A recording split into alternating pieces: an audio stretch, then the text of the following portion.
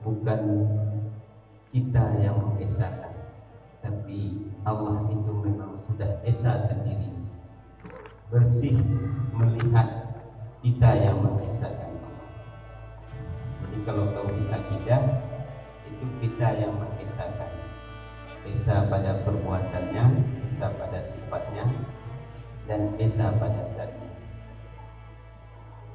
Bukan tidak memakai, bukan kita menggugurkan tauhid akidah, tapi mengokohkan lagi agar tidak terlihat keberadaan kita, agar tidak tumbuh keakuan, anania di dalam kita memandang Allah.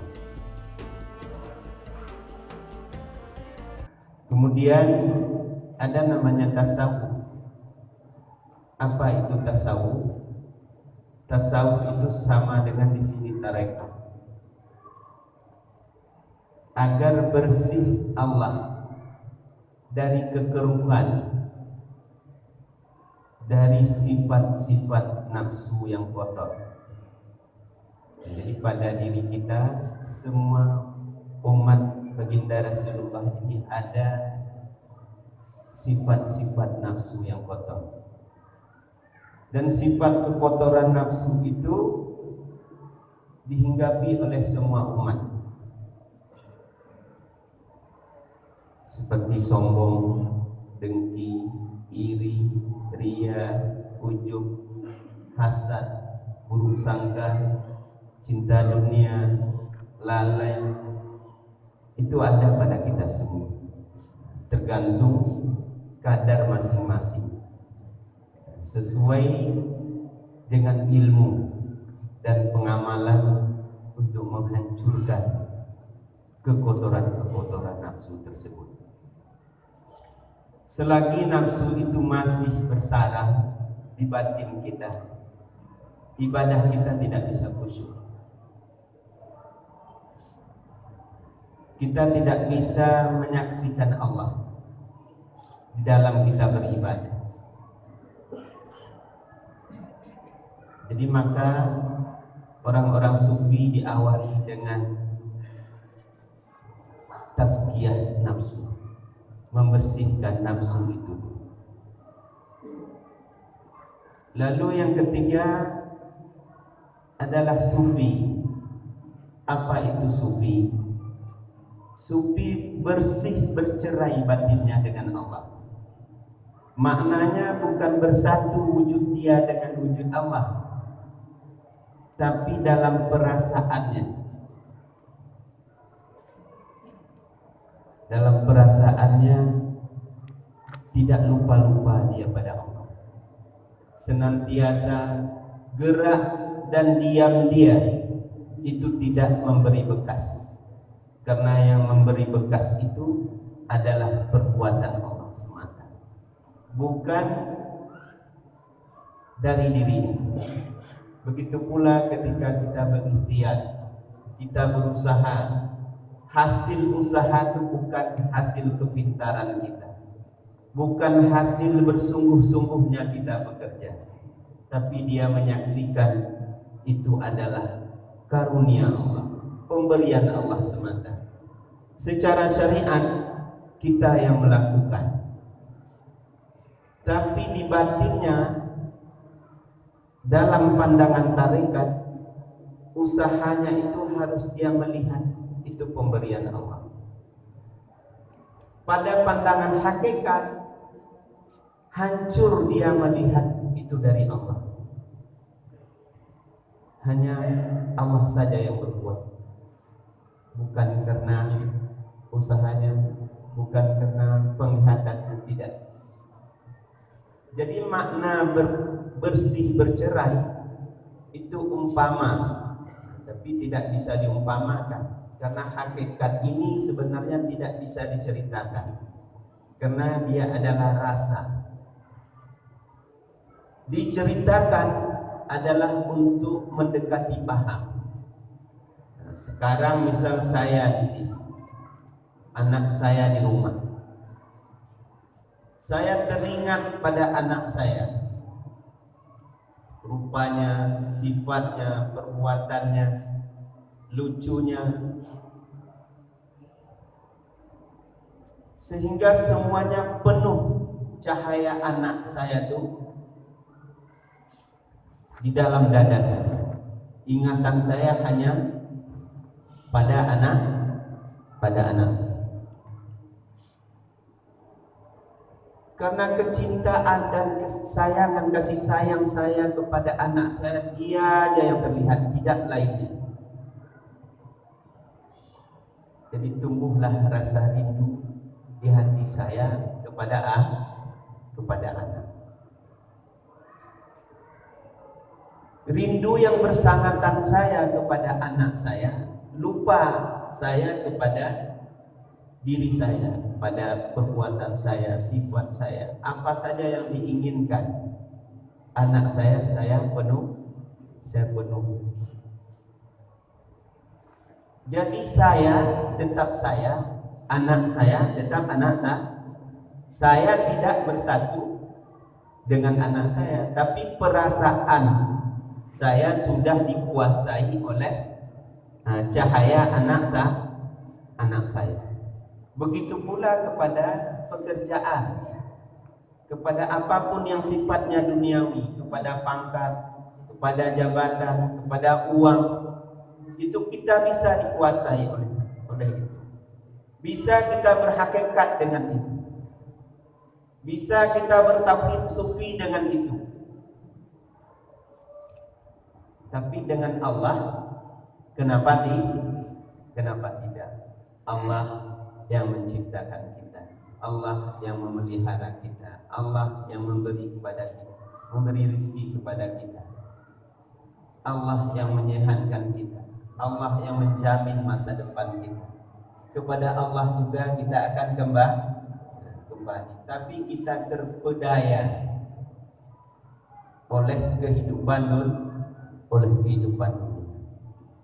Jadi atas dasar inilah digagas pengkajian tauhid tasawuf, agar cahaya Allah itu menguasai batin kita. Jadi bapak-bapak, ibu-ibu sekalian yang dirahmati Allah, ini yang saya rasakan. Dulu walaupun sekarang masih seperti itu, tapi sekali-sekali teringat juga.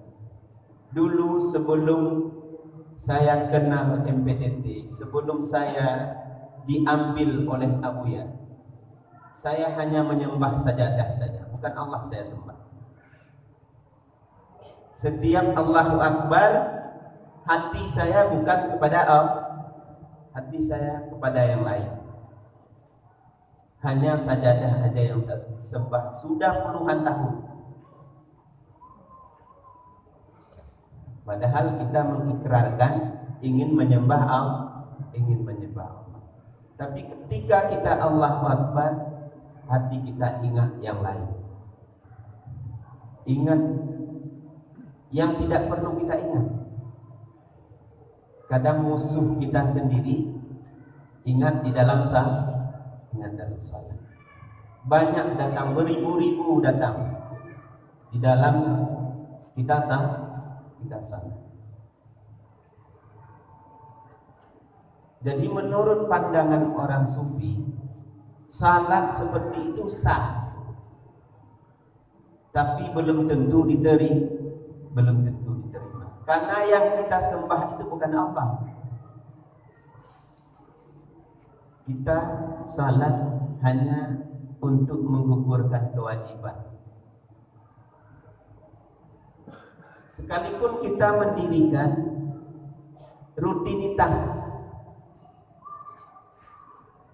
bagus rutinitas yang kita dirikan, kita salat berjamaah, kita salat di awal waktu, kemudian kita puasa sunnah, kita salat sunnah tengah malam, kita salat sunnah subuh, kita baca Quran, kita berzikir. Tapi bila hati kita tidak bisa bersih dari penyakit-penyakit tadi, dari wujud diri, dari ananiyah, maka banyak di antara kita salat itu tidak menjadi tameng, tidak menjadi perisai untuk kita melakukan dosa, untuk kita melakukan maksiat. Selesai kita salat, terus terang di dada kita, di lidah kita, di mata kita aib-aib orang lain. Selesai kita salat, kita menceritakan keburukan orang lain, buruk sangka kepada orang lain. Kadang di dalam salat pun itu terbawa. Itu adalah penyakit nafsu yang menyia-nyiakan ibadah kita. Jadi orang-orang sufi karena terlihat itu menurut pengalaman beliau, cinta dia kepada kita, sayang. Jadi agar hati kita ini senantiasa hudur kepada Allah. Jadi dibuatlah metode-metode. Ada yang namanya tarikat. Tarikat itu banyak yang mutabar. Ada Nasyabandi, ada Syatari, ada Tijani, ada Kadiri, ada Khalwatiyah, bermacam-macam. Jadi bagi kita bukan tarekat itu tujuan. Bukan tarekat itu tujuan. Tarekat itu adalah jalan untuk kita sampai kepada Allah. Tujuan kita adalah hakikat, agar cahaya Allah itu memenuhi dada kita. Jadi ibu bapak sekalian, di hadapan kita sudah ada makalah yang judulnya Agama dan Pemeliharaan. Bismillahirrahmanirrahim. Islam sebagai agama adalah yang datang dari Rasulullah Sallallahu Alaihi Wasallam untuk disampaikan kepada umat agar mereka dapat kebahagiaan hidup di dunia dan akhirat. Jadi Rasulullah menyampaikan agama ini untuk kita agar dapat kebahagiaan hidup dunia akhirat. Jadi bagaimana Rasulullah menyampaikan agama ini? Rasulullah menyampaikan agama bukan dengan caci maki, bukan dengan kekasaran, bukan dengan berteriak-teriak, tapi Rasulullah menyampaikan agama itu dengan hikmah, dengan lemah lembut. Ud'u ila sabili rabbika bil hikmah wal mau'izatil hasanah wajadilhum billati hiya ahsan. Serulah olehmu manusia ke jalan Allah dengan hikmah.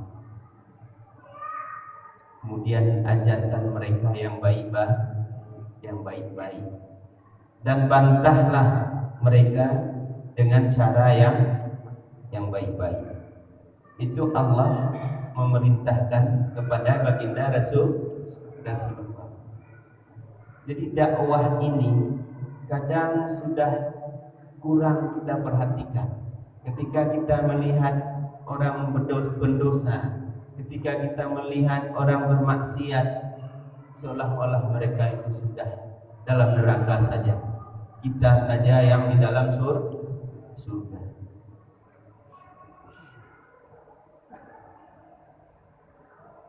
Kita dulu sebelum diberikan ilmu, sebelum diberikan hidayah, juga pendosa.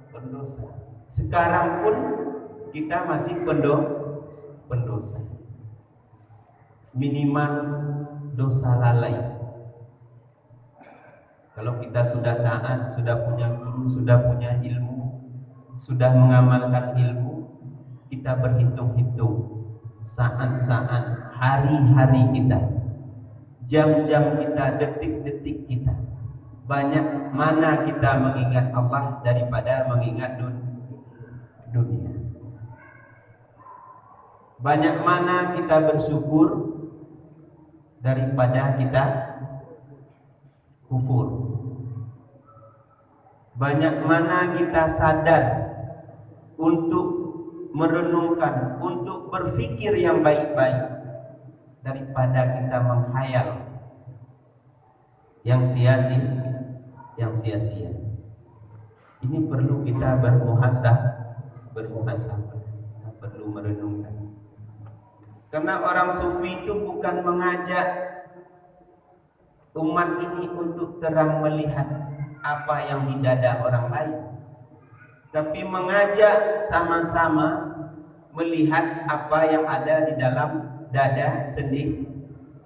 Apa yang ada di dalam dada kita masing-masing.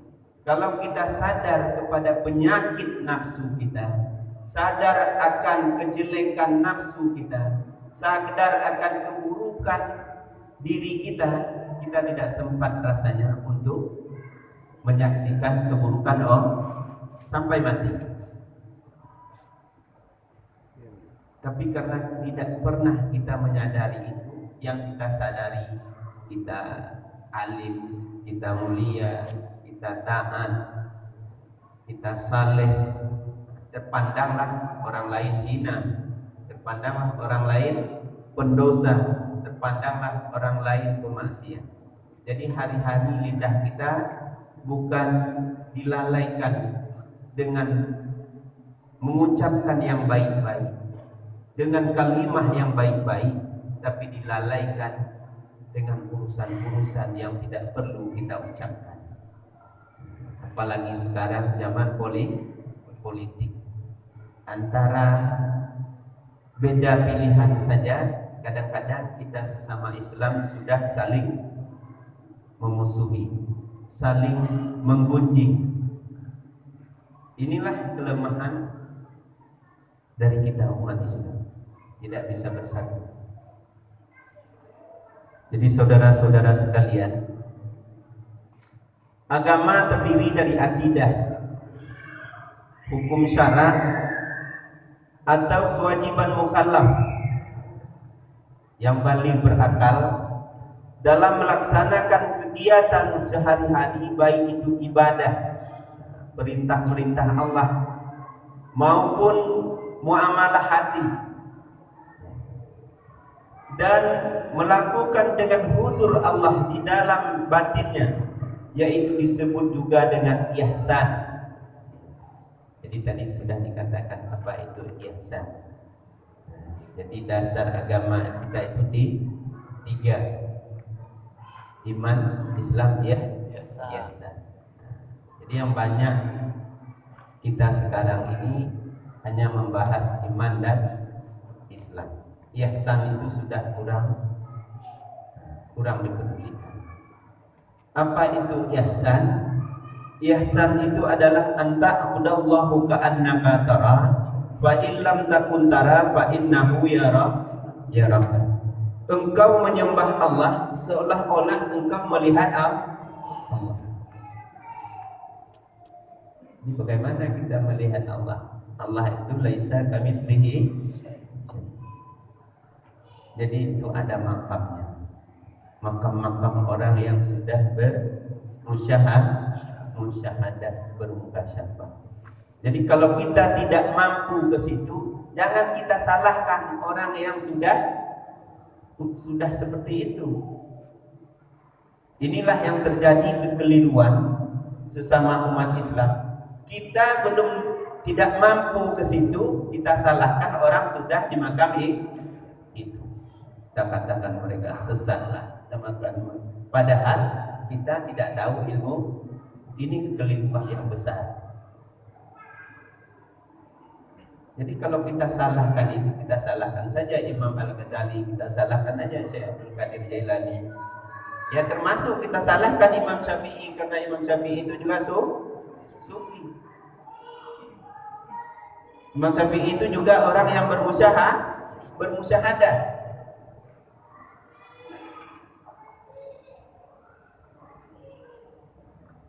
Jadi maka kembali kepada makam kita. Fa in lam takun tara fa innahu yara. Tidak mampu kita menyaksikan keberadaan Allah, tapi kita harus yakin Allah selalu melihat kita, Allah selalu menyaksikan kita. Wa huwa ma'akum ainama kuntum. Allah beserta kamu dimanapun kamu berada.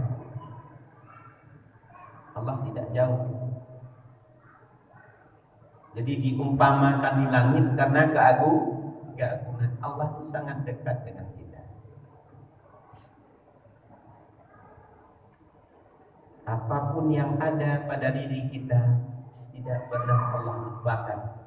Baik itu yang baik maupun yang buruk. Khatar yang ada di dalam hati kita itu nyata bagi Allah. Khatar kebaikan, keburukan.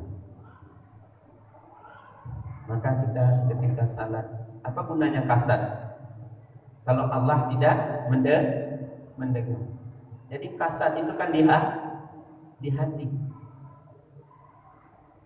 Jadi karena disaksikan oleh Allah, nyata bagi Allah Begitu pula kita rasakan bila ada kesombongan di hati kita, bila ada kedengkian, Allah juga saksi.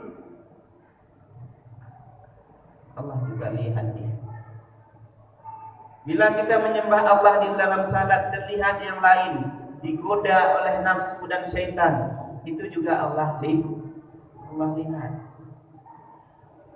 Maka jangan terburu-buru di dalam melakukan salat.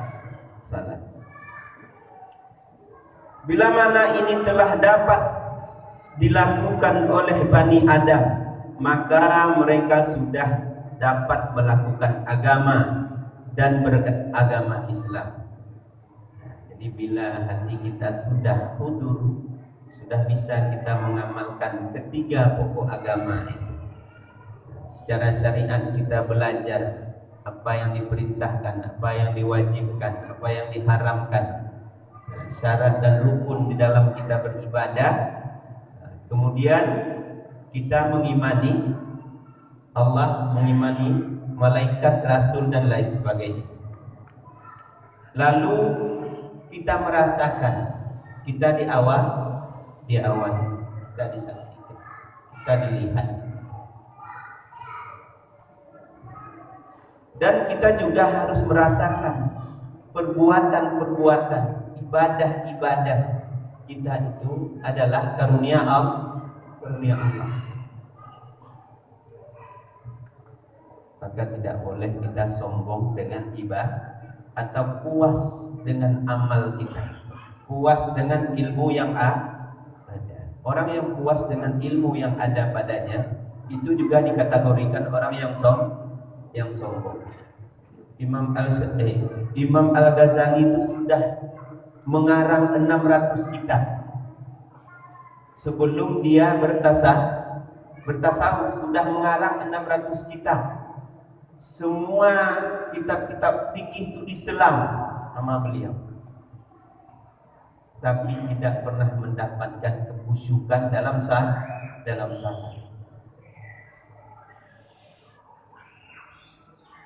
Merasa beliau itu orang yang mulia, orang yang agung, yang banyak ilmu, yang paling pintar.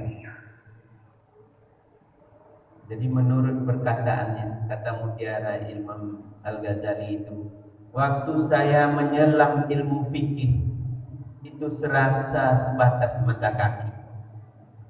Ketika saya menyelam ilmu kesufian ini, habis kepala saya menyelam, tidak habis. Karena tujuannya Allah, bukan surga neraka, bukan pahala, bukan buah-buah amal. Tujuannya adalah ilahi anta maksudi wa ridha. Hanya Allah yang dia maksud dan ridha Allah yang dia tuju.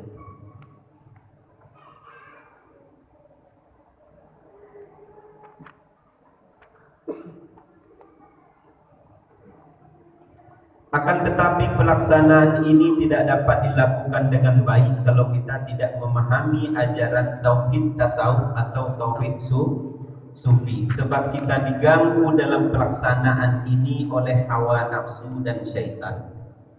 Jadi kalau kita tidak memahami, jadi sekali lagi kalau salah kata mohon maaf, bukan maksud merendahkan, tapi ini semuanya mengajak agar tauhid sufi ini kita pahami. Kalau enggak, kita tetap diganggu oleh nafsu dan syaitan. Nafsu itu dia berada di tengah-tengah perut kita, di antara dua lambung kata Nabi. Dan syaitan itu mengikuti aliran darah kita. Bagi syaitan itu tidak ada gencatan senjata. Syaitan itu bisa melihat kita, kita tidak bisa melihat syaitan. Dalam salat kita digoda, dalam zikir kita digoda.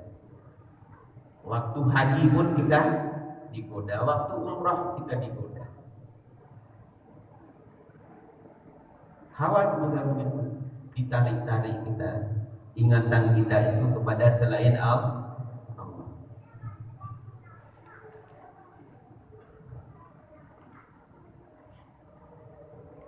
Penyebab kita dipengaruhi oleh hawa nafsu ialah kita melakukan atau menjunjung tinggi perintah dan larangan tidak ikhlas semata-mata karena Allah. Jadi karena ikhlas ini adalah pekerjaan hati. Ikhlas itu bersih dari keuntungan dan kepentingan. Bersih dari apa? Ujub dan ria.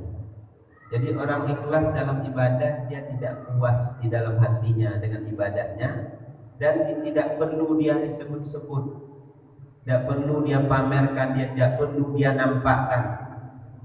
Oh, ini perbuatan saya, masjid ini terbangun karena saya dahulu, adanya ini seperti ini karena saya. Itu bukan dikatakan ikhlas. Orang ikhlas itu hanya karena Allah saja. Dan ikhlas itu tidak cukup kita dapatkan dengan belajar saja, dengan ilmu saja. Banyak kita yang tahu tentang ikhlas, tapi kita sendiri juga tidak ikhlas. Dia perlu latihan, perlu diasah nafsu itu, perlu himmah yang tinggi, perlu kita bersungguh-sungguh, perlu istiqamah untuk menghancurkan wujud diri, untuk menghancurkan tabiat-tabiat nafsu kita. Perlu bersungguh-sungguh. Diwarnai oleh hudud atau mencari keuntungan diri, dan tidak kita sadari bahwa kita sebagai budaknya yang hina, yang mengharapkan kasih sayangnya. Jadi dalam kita beribadah dicampuri oleh kepentingan-kepentingan nafsu kita, ada hajat-hajat nafsu kita. Padahal semua yang kita inginkan itu Allah sudah Allah sudah tentukan. Lalu kita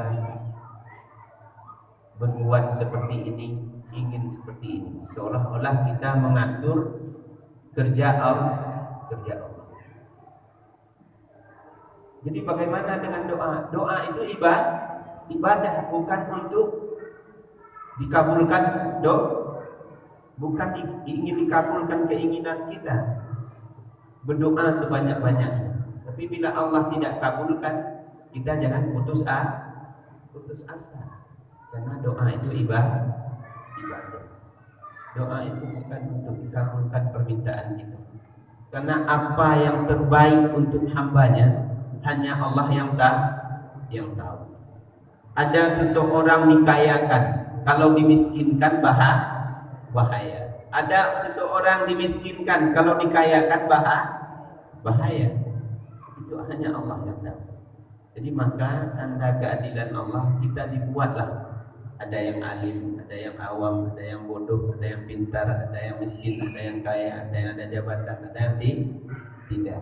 Agar sama kita ini saling mengenal, saling berkasih sayang, saling mencintai, saling memerlukan. Jadi ketika kita beribadah terlihat kita yang beribadah, kita yang berilmu, tidak terlihat, tidak ada rasa hina, tidak terasa kita sebagai budak di hadapan Allah yang mengharapkan kasih sayangnya, maka ibadah kita tidak bermakna, akhlak kita tidak berubah dengan ibadah kita. Jadi orang seharusnya dengan salat itu dia sudah berakhlak, dia sudah sabar, dia sudah rendah hati, dia sudah ikhlas, dia sudah ridha atas ketentuan Allah. Tapi kita salat tiap hari gelisah, tiap hari macam-macam yang kita pikirkan. Berarti bukan salatnya yang salah, bukan ayatnya yang salah, tapi kita menyikapi ayat, kita memaknai ayat, kita dalam ibadah belum benar. Kenapa saya masih gundah? Katanya kalau berzikir kita itu hati kita menjadi tenang. Ala bi dzikrillah tatmainnul qulub. Sesungguhnya orang yang mengingat Allah itu hatinya tentram. Tapi saya sudah puluhan ribu saya mengucapkan la ilaha illallah, hati saya masih gelisah.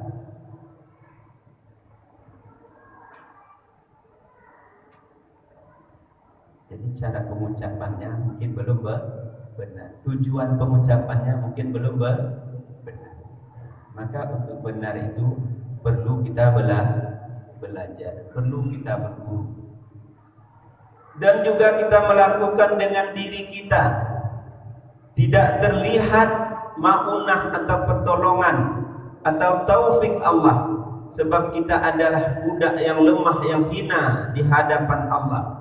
Maka dari itu perlu kita belajar tauhid sufi agar jangan terlihat diri kita atau wujud diri. Jadi wujud diri ini sangat bahaya. Kata orang tasawuf, wujuduka dzambun laka la yukasu bihi ghairu. Wujudmu adalah dosa bagimu, tidak ada banding dengan lain. Jadi ketika kita mengakui saya ibadah, saya berzikir, saya hebat, saya kaya, saya. Jadi kasarnya, kalau dikatakan kasar, kita itu telah menuhankan diri sendiri. Itu yang dikatakan syirik. Gembira kita dengan ibadah. Apalagi sempat keluar ketika kita menolong seseorang, kita didik seseorang, siapa saja yang ada dengan kita, mau ponakan kita, mau adik ipar kita, mau orang lain. Lalu ketika dia sudah berhasil, tidak sesuai dengan harapan kita, keluar ucapan, kalau tidak ada saya, kamu tuh dulu sudah mati. Kalau tidak ada saya, kamu tuh tidak seperti ini hari ini. Itu adalah wujud padahal tidak ada kita pun, dia mungkin lebih baik dari karena rizki manusia, langkah manusia ini sudah diatur oleh Allah, kebetulan lewat tangan kita. Jadi kita lakukan saja dengan ikhlas, jangan berharap apa yang kita lakukan itu kembali sesuai dengan harapan kita. Kalau dibalasnya baik, alhamdulillah. Kalau tidak dibalas juga tidak apa-apa, kita serahkan kepada Allah. Inilah ajaran sufi. Kita lupa kepada Allah yang mengadakan semua yang ada pada alam semesta, baik dalam segi kita melakukan ibadah maupun muamalah. Jadi ibadah kita itu Allah yang ciptakan, kita Allah yang ciptakan. Sangkutan hati kita kepada Allah, Allah yang cipta. Wallahu khalaqakum wa ma ta'malun. Allah yang menciptakan kita dan menciptakan apa-apa yang kita lakukan. Semua aktivitas kita itu Allah yang ciptakan. Sekarang Allah sehatkan mata kita, Allah sehatkan pikiran kita, Allah sehatkan pendengaran kita, Allah sehatkan pembicaraan kita. Lalu baru kita ibadah 4 tahun, 5 tahun kita menuntut pada Allah. Padahal nikmat mata dari lahir kita tidak pernah kita syukuri. Nikmat sehat tidak pernah kita syukuri. 40 tahun kita sehat, 2 hari kita sakit. Nyata sakit bagi kita daripada sehat 40 tahun. Itu adalah sifat-sifat kita. Makanya kita tidak boleh bercerai dengan Allah pada setiap saat dan nafas dalam menjalani kehidupan. Jadi kita harus ingat setiap naik dan turun nafas. Di dalam tarekat Nasyabandi diajarkan itu. Agar turun naik nafas kita ingat kepada Allah. Walaupun hanya sebatas ucapan dulu. Belum kita menghayati. Misalnya kita bekerja di mana, hati kita terus. Kita lagi bicara dengan orang lain, hati kita terus. Allah. Oh, saya lalai bagaimana? Tidak apa-apa. Lama-lama cahaya kalimat itu akan membersihkan nafsu kita. Yang penting kita gantikan ingatan hati kita itu daripada selain Allah kepada ingatan kepada Allah. Jadi ingatan hati, ingatan pikir kita kepada pekerjaan, kepada anak, kepada harta, kemana-mana, itu kita gantikan dengan la ilaha illallah, la ilaha illallah, atau Allah, atau subhanallah. Kita gantikan dengan kalimat yang baik-baik, agar cahaya kebaikan itu membersihkan kekotoran-kekotoran, ingatan-ingatan kita kepada selain Allah. Bila mana kita tidak belajar tauhid tasawuf atau tauhid sufi, maka akidah atau pengamalan hukum syara dan hudur hati di hadapan Allah atau ihsan tidak dapat dilakukan dengan baik. Jadi kalau kita tidak paham tarekat, itu tidak bisa hudur Allah dengan baik. Itu menurut pengalaman orang-orang sufi. Allah berfirman dalam Al-Quran, wa ma khalaqtul jinna wal insa illa liya'budun, dan dijelaskan oleh Ibnu Abbas, auliya arifuni, dan aku tidak menciptakan jin dan manusia melainkan supaya mereka menyembahku, atau yaitu bermakrifat kepadaku. Jadi tafsir Ibnu Abbas itu untuk mengenal Allah. Bukan saja kita menyembah Allah, tapi juga untuk mengenal Allah. Jadi kita dijadikan Allah hanya untuk ibadah kepada Allah. Maka Imam Al-Ghazali itu membagi waktu. Ada waktu untuk bekerja, ada waktu untuk tidur, ada waktu untuk ibadah, ada waktu untuk keluarga. Dan waktu-waktu itu sesuai dengan niat kita kembali. Kalau kita bekerja niat kita untuk ibadah, waktu itu bekerja jadi ibadah. Tidur kita niat kita untuk ibadah, tidur kita jadi ibadah. Niat kita dengan keluarga untuk ibadah, kita berkeluarga itu jadi ibadah. Nah, ini tergantung kepada niat kita kembali. Dengan makna apapun yang kita lakukan itu semua datang daripada perbuatan sifat dan wujud Allah. Jadi semuanya datang, bukan dari perbuatan sifat dan wujud kita. Barulah agama kita ini kuat dan kokoh Agama bukan hanya sekedar pengamalan saja, tetapi agama ini ialah bersama Allah yang memerintahkan kita mengamalkannya. Jadi bukan kita hanya melepaskan perintah-perintah saja, melepaskan kewajiban-kewajiban saja, tapi kita apa yang kita lakukan itu kita terasa bersama Allah, selalu bersama Allah. Misalnya kita ditimpa musibah. Musibah itu bagi orang yang beriman, yang kokoh imannya, dia bersabar. Sabar itu merupakan kekuatan. Sabar itu bukan rendah diri, bukan suatu kehinaan. Karena telah dikatakan di dalam Al-Quran itu, Innallaha ma'as sabirin. Allah beserta orang. Jadi kalau Allah beserta, berarti sabar itu derajatnya sangat tinggi. Cuma saya sudah tidak sanggup lagi sabar, sudah kan sabar ada batasnya 3 kali. Siapa bilang? Yang mengatakan sabar 3 kali itu orang-orang yang tidak paham ilmu agama. Jadi bagi orang sufi itu tidak ada batas kesabaran, karena sabar itu kekuatan, sabar itu senjata baginya.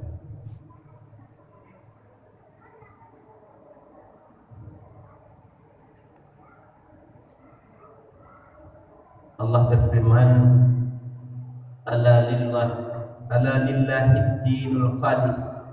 Ketahuilah olehmu, bagi Allah itu agama yang bersih. Jadi ini ayat tentang ikhlas. Jika agar kita melakukan ibadah harus ikhlas, bersedekah harus ikhlas, berzikir harus ikhlas, menyengolahkan mendidik anak, memasukkan anak ke pesantren harus ikhlas, memberi kepada istri ikhlas, kita berteman seperti ini bersaudara ikhlas.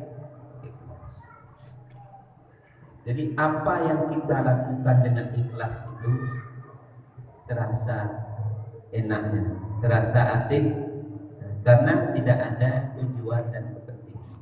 Tapi sesuatu yang tidak dilandasi dengan ikhlas itu akan akhirnya akan menyusahkan kita.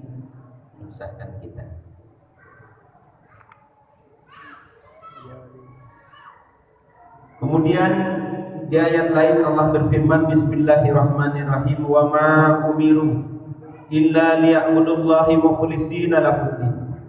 Tidak diperintahkan mereka melainkan supaya menyembah mereka akan Allah, hal keadaan mereka itu yang ikhlas bagi Allah akan agama.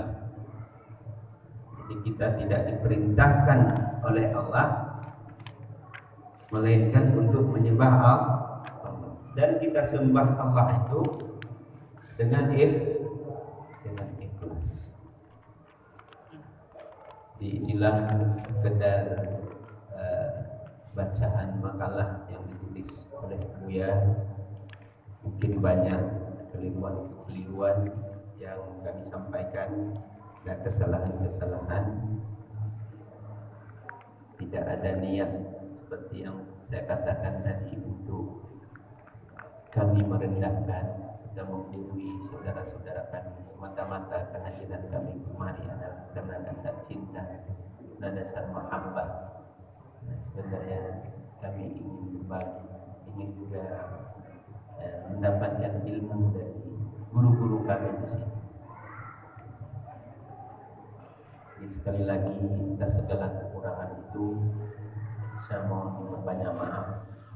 Semoga kehadiran kami kemarin dan kita berhimpun di tempat yang mulia ini diridai oleh Allah Subhanahu wa taala, menjadi amal baik untuk dunia kita dan menjadi penebus dosa dan kesalahan kita untuk akhirat kita nanti. Hadanallahu wa iyyakum ajma'in. Assalamualaikum warahmatullahi wabarakatuh.